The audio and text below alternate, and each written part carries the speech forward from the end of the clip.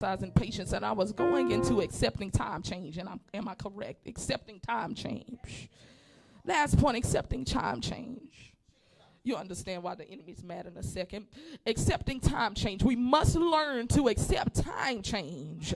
But the truth of the matter is we lose time by fighting God's timing. However, we must learn to trust what Ecclesiastes says, which is that he makes all things beautiful. In whose time? His time.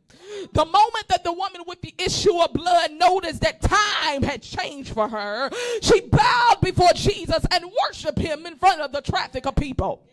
She had a praise party in the middle of her traffic jam.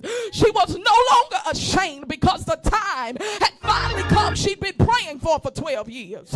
Has there been something in your life you've been praying to happen? You've been saying, God, when is it going to happen for me? And God turned her situation around in just a few seconds. And I decree and declare to you on today, that's just how fast God is coming to your rescue. That's just how fast he's coming to see about you. Her status went from waiting on it to possessing it.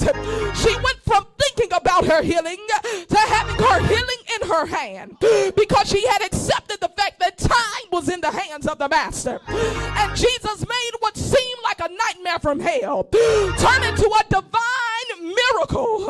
So tell your neighbor, party through the traffic jam. The great poet Robert Frost once stated these words: the best way out is always through. I believe the woman with the issue of blood, just like you and I, understood the concept so well that if I can just push through it, if I can just praise through it, if I can just party through the traffic jam, then everything, somebody shout everything, will be all right. So you got to make up in your mind that the traffic jam won't block you from your breakthrough. You'll have to be resilient enough to say the traffic jam won't stop me from my victory. So I just stopped by a word in season to remind you that even when life seems to be a traffic jam and you can't tell the end from the beginning, even when you're stretched thin and challenged beyond your means, even when you're being tested and you don't know how it's going to work out, even when the traffic jam disturbs your plans and you can't figure out what's next, mother, you've got to praise, have a praise party through it anyway.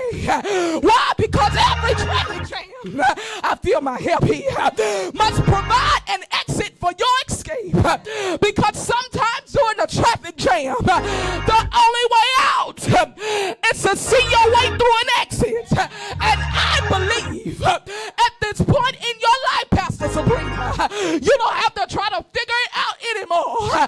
God is providing you a divine exit plan so that you can get to where you need to be.